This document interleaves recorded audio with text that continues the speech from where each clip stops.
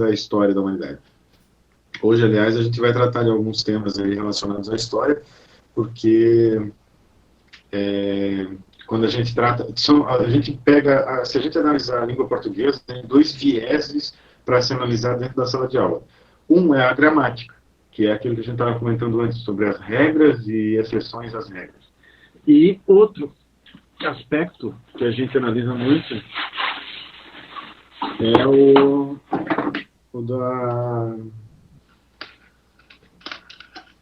da literatura. São dois aspectos, literatura e gramática. E a literatura está muito ligada à história, né? Aliás, a gente produz literatura quase todos os dias, né? Não é uma literatura lá muito rica, mas a gente produz no WhatsApp. Vocês sabem que tudo aquilo que está escrito no WhatsApp acaba sendo gravado de uma forma ou de outra, né? Mesmo que a gente apague, ainda assim haverá resquícios permanentes. Aí, agora sim. Resquícios permanentes disso que a gente está escrevendo. Então, as civilizações futuras, as próximas gerações, vão ter acesso a todos esses nossos... Tá frio para vocês aí também? Aqui tá frio, cara. Eu tô com a mão gelada. Triste. A gente vai ter... As próximas gerações terão acesso a todas essas coisas que a gente escreve. Tá bem frio, né, Vitor? Vai ter... Esses registros todos, coisa que na história pregressa, né, do ano 2000 para trás, vamos colocar assim, era mais difícil. Se tu quisesse manter alguma coisa escrita, ou tu escrevia um diário, ou tu escrevia um livro, né, ou tu fazia alguma coisa que tivesse a ver com literatura. Hoje não, hoje a gente escreve as coisas no blog, né, a gente faz vídeo para o TikTok, faz vídeo para o YouTube, a gente joga foto no Instagram, a gente escreve mensagens de texto no WhatsApp, no Twitter, e isso tudo fica gravado. Então, assim, hoje a gente vai atrás de livros e lê Homero, a Odisseia de Homero. Esse livro aqui foi escrito em 1700 a.C. Sabe o que é isso? Não, 700 a.C., desculpa. Isso aqui tem 2.700 anos de história. Este livro aqui. Filosofia, a Odisseia. Esse cara aqui, Aristóteles, escreveu isso aqui, a política, em 300 a.C. Esse livro aqui tem 2.300 anos de história. O julgamento de Sócrates. Sócrates é da mesma época do Aristóteles. Esse está bem conservado, né? Esse livro aqui foi escrito em 1200, agora atrás, faz 800 anos que existe esse livro aqui. Não que esse livro aqui, né? Eu entendi as piadinhas de vocês. Mas é fato que, assim, se a gente quiser olhar para trás e pegar a literatura, a gente consegue através desses livros que ficaram para a história.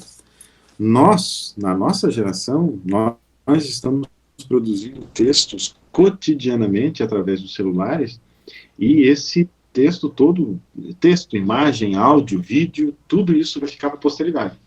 E assim, vocês pensam assim, e quem é que vai se interessar pelas nossas interações, né, a nossa comunicação? Quem é que vai se interessar? Eu vou dizer para vocês, nós somos a primeira geração que está experimentando a tecnologia. O universo digital, nós somos a primeira geração. É só olhar para os nossos pais, os nossos avós, eles não tinham, na idade deles, eles não tinham. Eu vou dizer a verdade para vocês, eu era criança em 1990. Em 1990, 1999, nós não tínhamos acesso a um computador, não tínhamos tecnologia, não tinha celular, entendeu? Então, a gente não tinha acesso. E se a gente quisesse ler alguma coisa, a gente ia ter que ir na biblioteca, a gente ia ter que ir atrás de revista, jornal, assistir o telejornal, e hoje não, né? Hoje a gente tem acesso na palma da mão a todas essas informações. Então, sim, vai ficar interessado em estudar o que a gente escreve, o que a gente procura, o que a gente pesquisa, sim, todo mundo vai ficar interessado. Porque eles vão querer saber, eles vão querer esmiuçar, eles vão querer traçar o perfil da primeira geração que teve contato com a tecnologia. Nós somos essa primeira geração. Em especial, vocês que têm uma idade um pouco mais inferior, assim. Eu tenho alguns anos a mais que vocês só. Não é muita coisa, não, também. Eu sou também um velhão, assim. Tenho uns cabelinhos brancos, sou um coroa bonitão, mas não estou muito distante. Nós fazemos parte da mesma fatia da história. A história está rolando nesse momento, nós estamos escrevendo a história. E daqui 100, 200 anos, as pessoas vão pegar as nossas informações, vão ler tudo o que a gente escreveu e vão dizer: meu Deus, como eles podiam ser assim? A autoestima é tudo, valeu, pai. É isso aí, é isso aí. Então a gente vai fazer essa leitura panorâmica do traçado da literatura até chegar aqui. E isso vai demorar um monte, vai demorar uns 3 anos de faculdade, de ensino médio. Vocês não se esquecem, não se esquentem. Esse livro aqui é o livro que eu usava na época em que eu era adolescente no ensino médio. Esse livro aqui eu adquiri no primeiro ano do ensino médio. E eu, como bom fã do Elvis, deixa eu ver se eu consigo pegar aqui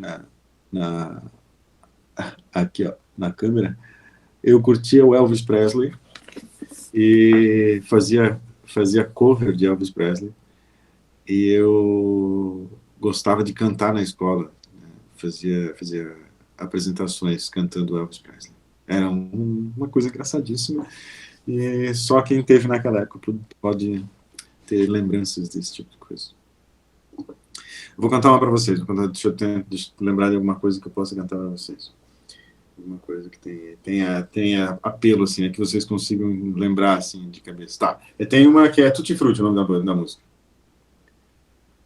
Hoje em dia as pessoas fazem dança de TikTok. Eu até pensei em abrir um TikTok, talvez eu fizesse algum sucesso, porque tem um jeito de dançar, assim, meio engraçado. E é isso que vai, né? Então tem uma música que é assim: oh, Rudy,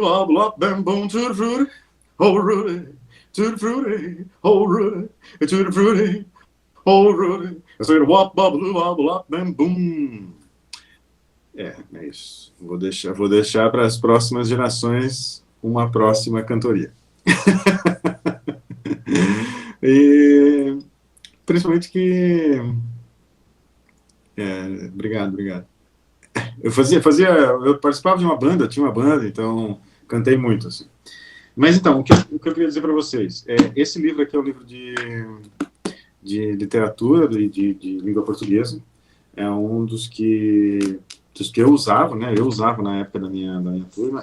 Farrapo e Moura são 2 autores muito bons. O problema desse livro, o único problema dele é que ele foi escrito antes. A tua mãe está... Eu estou falando enrolado? Se eu estiver falando enrolado...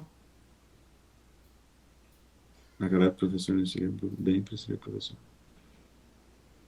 É verdade. Tá, se eu estiver falando enrolado, vocês me falam, porque às vezes a gente não se toca que está falando baixinho, como eu estou falando aqui na frente do celular, para mim, né, passa, mas está de boa, né? Está de boa? Beleza, obrigado. Então, esse livro, ele só tem um problema. Ele foi escrito antes da reforma ortográfica. Teve uma reforma ortográfica. Ah, tá.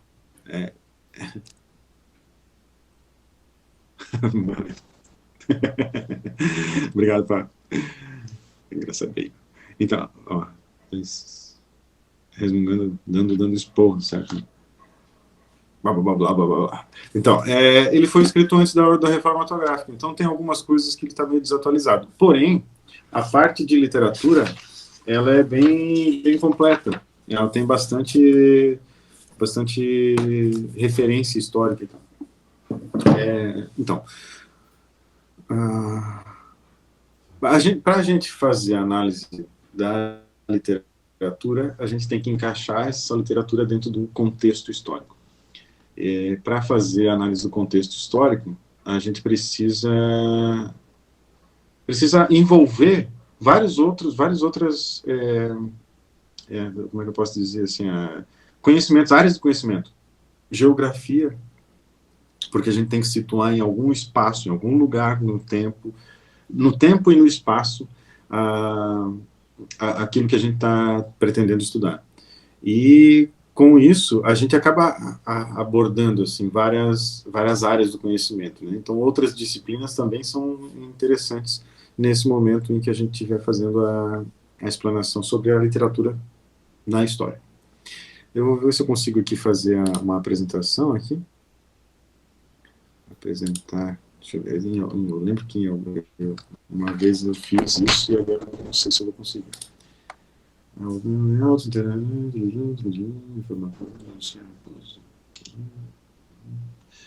Aqui.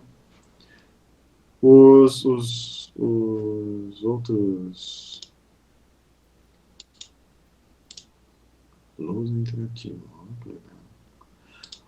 Os outros professores têm dado muitas aulas assim para vocês ou tem sido raro assim? Na semana passada eu era para ter dado aula para vocês, eu acabei não conseguindo fazer porque teve feriado, né? Teve umas pendências aí, não consegui. Mas os outros professores estão conseguindo dar aula para vocês? Está tudo certo? Ontem teve uma.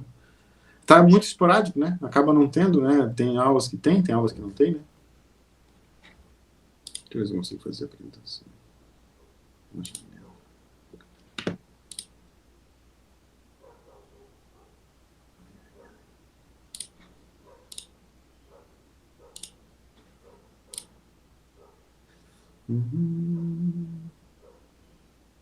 Tem dia que tem dia que não tem. E para fazer as atividades, assim, vocês conseguem, vocês tiram um tempo específico, assim, tipo, todo dia eu faço uma matéria ou, tipo, não tem muito, muito critério, assim, uma hora faz, aí no outro dia faz outra, ou quando está chegando o dia de entregar, vocês vão lá e fazem, porque eu vi que, assim, todo dia de noite eu faço meio, então, tem isso, né? É bom manter sempre é mais pelos prazos de entrega. Eu imaginei, sabe? Porque assim, eu vi que prazo de entrega para hoje é isso. Eu vi que quando eu coloco prazo, eu coloquei um prazo bem grande na primeira prova, assim. Coloquei uns 15 dias. E aí ninguém fazia, um ou outro fazia ali, não sei se os pais reclamam em casa, uma coisa assim que. E aí teve. Geralmente eu faço mais vezes para entregar um dia. Então. E aí, uma ou outra, o pessoal entregava. E aí, mas a maioria em cima da hora. E aí, depois que passava o prazo, ainda tinha gente entregando. Eu não me importo com pessoas entregando depois do prazo, tá? Só que, o Thiago já faz na de que enviou. Só que assim, se eu corrigir, aí eu já não vou mais receber as provas atrasadas. Que nem essa última que era para entregar no dia 1º de junho, eu só fui corrigir no dia 10. Eu entreguei hoje de manhã as notas para vocês. E depois, hoje, eu fiz a última correção hoje de manhã. Eu já não olho mais lá se alguém mandou ou não, entende? Então, tipo, como o prazo já era antigo, eu não vou sofrer nenhum problema com isso. Agora, se vocês se sentirem, né, viram que não fizeram a prova acumulada para a semana que vem, porque então, acontece.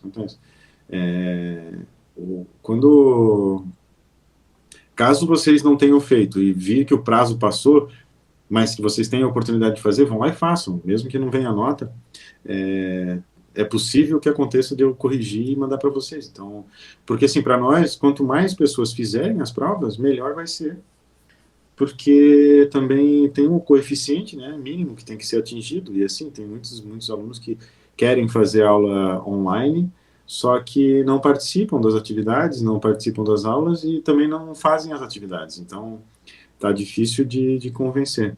Eu entendo que, assim, o universo da escola é um universo que é chato, né? Não é um universo que é um lugar legal de se estar o tempo todo.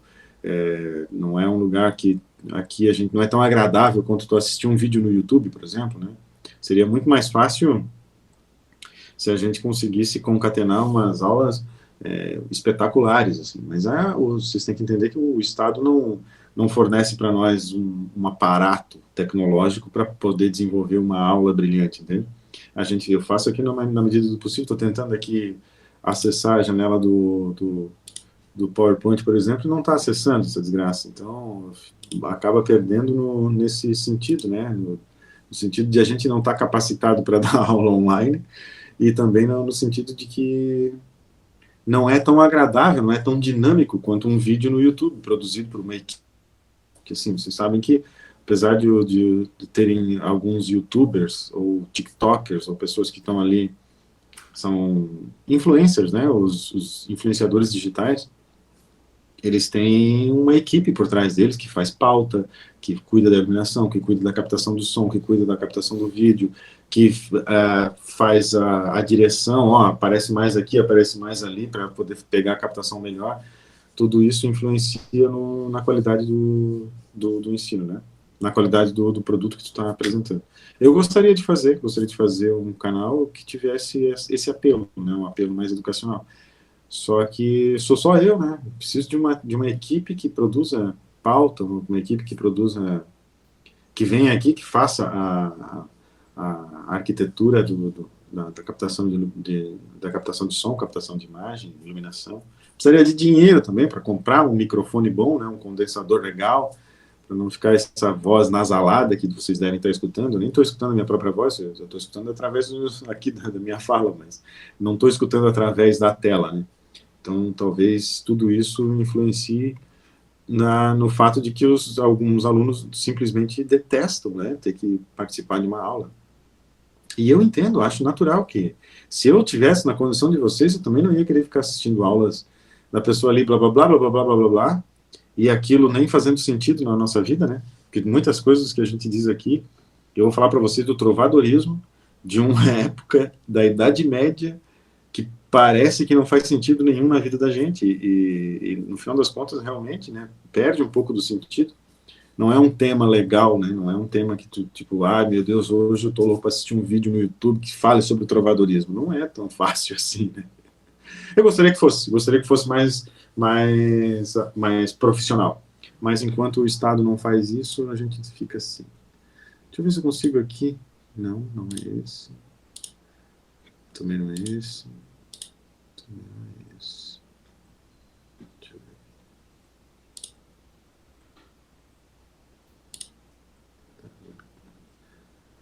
Não tá rolando.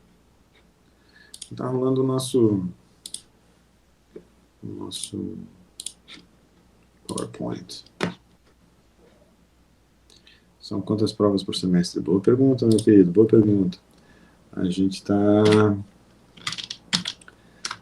com um problemão aí com esse negócio de notas aí. A gente, eu não digo, né? Porque eu até, por sorte, eu consegui fazer, deixa eu ver se não é possível fazer a tela. Depois eu vou fazer a aula do jeito que tá, do jeito que dá mesmo, porque hoje era só fazer uma introdução de contextualização e tal, sobre a Idade Média, daí eu vou dar uma ideia para vocês sobre o que é a Idade Média, vou dar umas dicas de filmes, de coisas e tal, e aí vocês vão ter como dar uma avaliada depois no texto e contexto. Então, em relação às provas. Por semestre, em língua portuguesa, até que horas? No máximo 8 horas, tá, Joyce? No máximo, tá? Se vocês quiserem sair antes, até não tem problema. A gente tá. Hoje não vai ser. Tudo que eu falar aqui vai estar contido naquele texto que eu já enviei para vocês, tá? Eu não vou também ficar tomando aqui o tempo de vocês. Eu queria mais bater papo mesmo para a gente se conhecer, para a gente criar essa relação mais próxima. As matérias gerais são 2 notas no mínimo por semestre. Português e matemática convenciona-se que sejam 3 notas, mas nesse ano, como a gente começou mais ali por abril, podem ser só 2 também. Nós já temos 2 notas e uma de recuperação, que vale pelas 2. Então, e ainda vai ter mais uma recuperação agora. Então, nós temos pelo menos 4 notas já. Vai ter agora, essa quinzena não vai ter prova, mas a próxima vai ter. Mas é a coisa mais tranquila do mundo. Estou aqui para facilitar a vida de vocês, eu não estou aqui para prejudicar ninguém. A gente não vai... A gente tem que ter em mente que a gente quer sair do início de 2021 para o final melhores do que a gente entrou. E a gente tem que ter em mente que a gente vai entrar no mercado de trabalho, e para disputar uma vaga boa no mercado de trabalho, a gente tem que ter um diploma, tem que estar calcado de uma linguagem razoável, entende? Porque na hora que tu vai escrever um currículo, na hora que tu vai fazer um currículo, na hora que tu vai solicitar uma vaga de emprego, tu vai ter que ter um mínimo de desenvoltura, né? Vai ter que ter um mínimo de domínio da língua portuguesa. Se chegar no patrão e pedir um aumento de uma forma rudimentar, vamos colocar dessa forma, é provável que tu não consiga alcançar esse objetivo, né? Vai ter muito apelo. Então, a língua portuguesa, assim, a gente estava falando sobre as origens da língua portuguesa. Pensa que a gente está falando de eras. Eu mostrei para vocês os livros dos filósofos, né? Se a gente pensar que a filosofia foi inventada há 3.000 anos atrás, a gente fica louco, né? Porque se há 3.000 anos atrás os caras não tinham nem papel, eles escreviam em papiro. Não tinham papel, não tinham caneta, eles não tinham faculdade, eles não tinham iluminação elétrica, eles não tinham carro, eles não tinham computador, eles não tinham onde achar nada, eles não tinham nada que a gente tem acesso hoje. E eles inventaram a filosofia, eles inventaram a política, inventaram a sociedade, as cidades, eles inventaram tudo isso. E aí a gente passa 3.000 anos e aí volta a escrever que nem Homens da Caverna, assim, a gente parece que está na pré-história escrevendo rabiscos. Por sorte, a gente tem um computador onde a gente tem que apertar nas letras, porque se a gente tivesse que escrever isso à mão, imagina o tipo de sociedade que a gente não teria hoje. Então, uma parte mínima que se pede, por isso que o governo pede tanto que a gente enalteça o valor da língua portuguesa e da matemática, é porque um povo que não tenha esse tipo de letramento, que não saiba... a gente desaprende isso. Isso é natural, tá, Vitor? É um negócio que a gente não tem... Os médicos escrevem daquele jeito justamente por causa disso, tá? Eles passam aqueles anos inteiros sem escrever nada e quando chega no final eles já estão escrevendo que nem bebês. porque não tem... se tu não exercitar, tu não vai mesmo desenvolver uma... E isso não tem problema. No caso da tecnologia hoje, supre essa nossa necessidade. Digitar, ela tá suplantando a escrita manual. Aliás, escrever manualmente em papel tem toda a questão do apelo da natureza, do meio ambiente, cortar árvores, essa coisa toda. Mas o fato é que assim, a gente tem que ter em mente o tempo todo de que o básico da língua portuguesa é importante tu ter em mente. E isso vai te fazer vai estar num patamar diferente na hora de disputar uma vaga num degrau superior aos demais. Se tu lê um livro por ano, 2 livros por ano, ou que nem eu, assim, uns 15, 20 livros por ano, é outro patamar, entende? Porque quando tu vai desenvolver uma frase, ou desenvolver um pensamento complexo, um início, meio e fim, tu consegue, e isso vai te fazer um diferencial na hora no diálogo com o patrão. Ele vai saber que está lidando com uma pessoa que tem capacidade de desenvolver pensamento complexo. Não é só um mero apertador de botão e um puxador de alavanca, entende? Então, caso vocês queiram ter uma ascensão profissional na frente, né, no futuro, é importante esses 3 anos, pelo menos, vocês darem uma boa atenção ao conteúdo da língua portuguesa. No final, né, do terceiro ano, vocês vão ter a oportunidade de entrar esse ano na faculdade, fazer o Enem, ou prestar um vestibular, né, numa faculdade privada, numa faculdade pública, e a língua portuguesa pesa muito, né, então, fazer redações, eu queria que vocês fizessem uma redação agora nas próximas semanas, só que daí tem essa prova, então não sei se vai dar certo de eu enfiar tanto trabalho para vocês. Gostaria porque assim, eu gostei do formato dessa última prova, que fizemos aí com o formulário, onde no final vocês tiveram a oportunidade de fazer um recado, né, mandar um recado para o professor, de sugestão, de crítica e tal. E apareceram dicas muito legais. Não gosta, Joyce, de redação? Mas é bom, não é redação sobre nada muito sério, é só a redação sobre as tuas impressões. A ideia que eu tinha era a seguinte: já que a gente vai tratar do início, não, tudo bem, é tranquilo, não tem problema. Tem muita gente que tem problemas com outras disciplinas, outros conteúdos, e cada um com o seu problema. Cada um com seus problemas. É normal, tá? Uns vão se dar melhor numa área, outros vão se dar pior, e assim a gente vai balanceando, porque todo mundo é diferente, cada um gosta de uma coisa, e é bom que seja assim. É bom que seja plural mesmo. Mas a ideia, Joyce, ali era de, já que a gente vai tratar agora do início da língua portuguesa, o surgimento, a origem da língua portuguesa, eu estava pensando em como a gente consegue transportar nessa máquina do tempo, né? A gente consegue ir lá para trás, lá no ano 1100, 1200, onde surgiu a língua portuguesa, isso fazem 800 anos, se a gente transportasse o nosso pensamento mais para frente, nas próximas gerações, ou no nosso próprio futuro, né?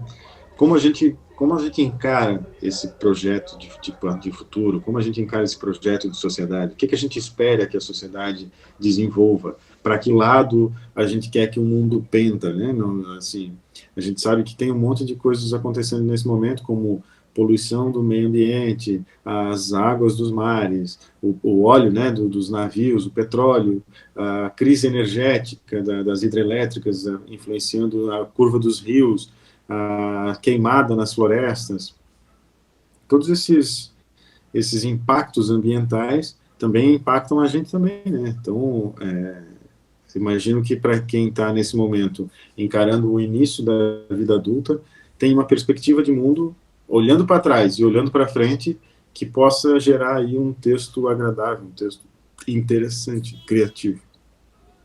Por isso eu queria fazer uma redação nesse sentido, sabe? Nada muito extenso, não. Mas isso aí depois a gente vê como é que faz, tá? Eu não estou cobrando de vocês que vocês façam isso agora. Vou fazer isso provavelmente no começo do próximo semestre, porque desse já está encerrando e o negócio está frenético aqui. A coordenação está aqui buzinando nos nossos ouvidos, dizendo façam provas, façam provas. E eu não quero encher de vocês de tarefas a ponto de trancar e de prejudicar vocês no vida do cotidiano de vocês. Mas então, eu já falei demais. Nos últimos 20 minutos eu vou tentar dar uma esplagadinha na cantiga de amor e cantiga de amigos. Sim, a ideia é essa. Esse tema, né, do trovadorismo, eu estava imaginando fazer uma abordagem dele na próxima aula, né? Porque daí na próxima aula vai ser onde eu vou aplicar a prova para vocês fazerem, e é para fazer um mapa conceitual. A prova tá pronta já, e é bem fácil, não tem nada demais não, tá? Essa que eu enviei para vocês agora, que é um exercício de fixação, foi feita pela outra professora, que a gente tem um conjunto, né? Os professores fazem um grupo de WhatsApp, e todo mundo faz a mesma prova para todas as turmas, para ser mais dinâmico, para não ter muito problema. Se for mapa conceitual, deixa eu fazer digital. Então isso vai ser totalmente digital, fica tranquilo. E essa prova vai ser só daqui uma semana ou duas, eu não tenho bem certeza. Mas agora, nessas próximas semanas, vocês estão de folga, assim, mas façam esse exercício, tá? Façam os exercícios que está proposto ali naquele texto e leiam o texto, porque dá trabalho fazer, então é importante que vocês leiam. E aí o que acontece? A gente vai tratar desse negócio das cantigas, que são 4 tipos de cantigas, né? A de amor, de amigos, de escárnio e de maldizer, né? São esses 4, é bem tranquilo. Só que para chegar nesse tema, eu preciso introduzir vocês no contexto que estava acontecendo ali. Então, para isso, eu queria trazer vocês agora para esse ponto, que é justamente a origem, o surgimento, a gênese da língua portuguesa. E aí?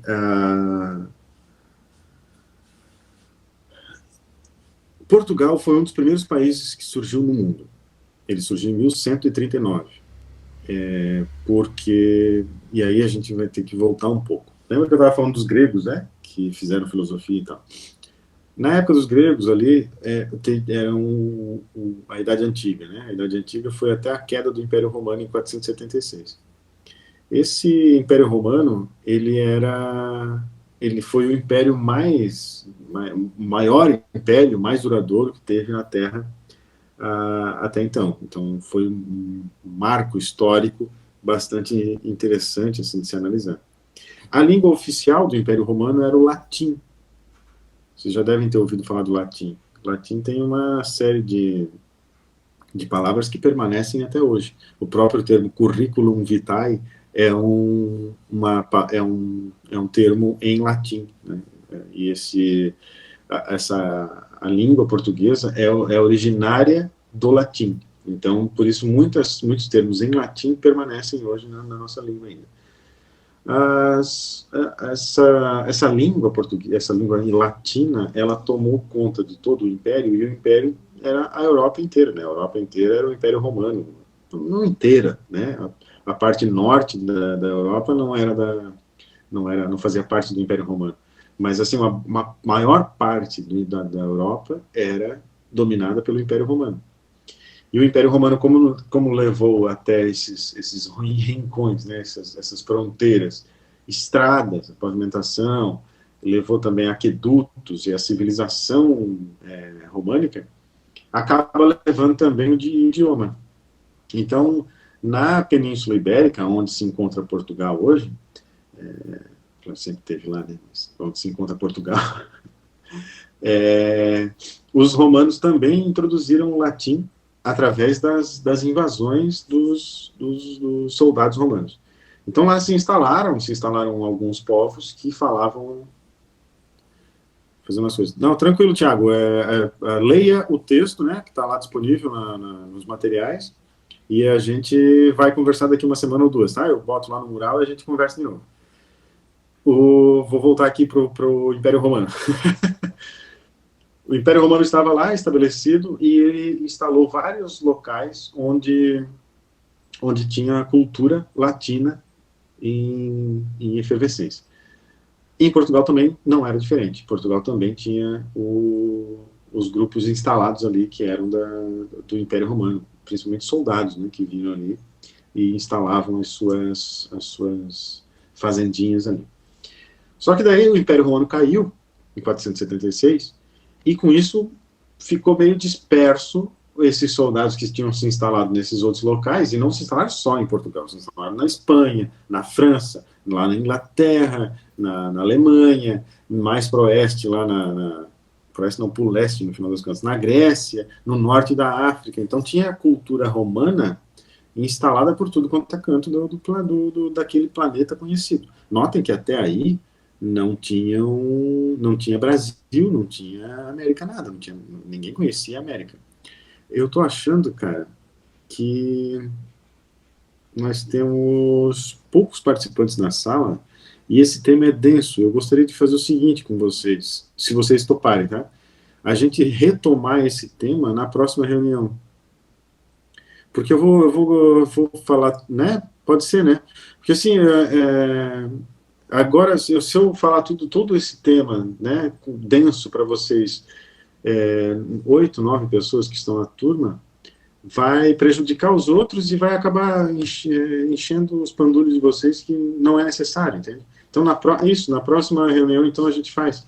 E aí eu vou me preparar vou ver aqui, assim, por que não estava fazendo aqui o compartilhamento da tela. Vou tentar fazer isso via celular da próxima vez, vai ficar mais fácil. Então tá, a princípio mantemos aí o compromisso de que na próxima reunião vocês aparecem, né, e aí eu vou tentar convencer os demais também a participarem, e quanto mais pessoas, mais interessante.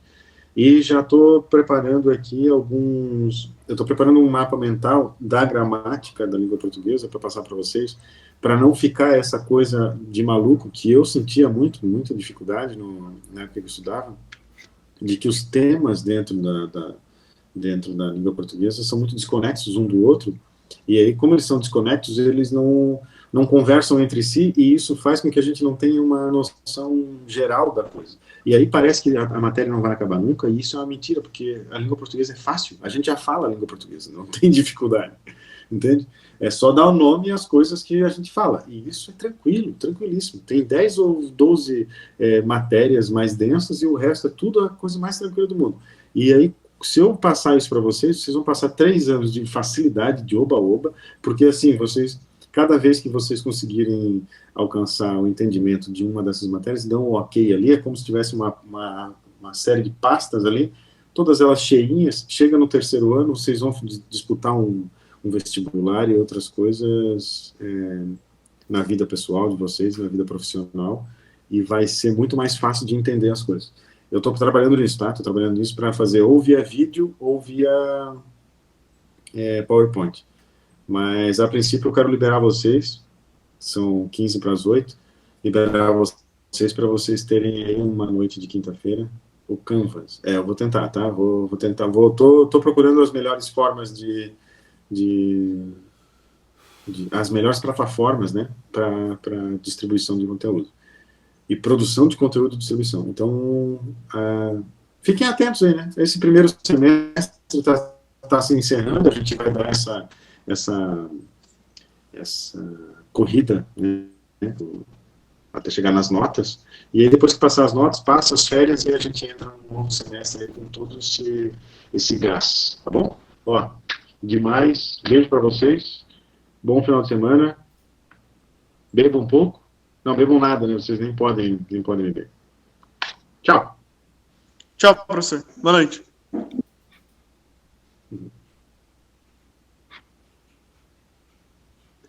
Valeu. Isso é nóis! Tchau, galera. Tchau.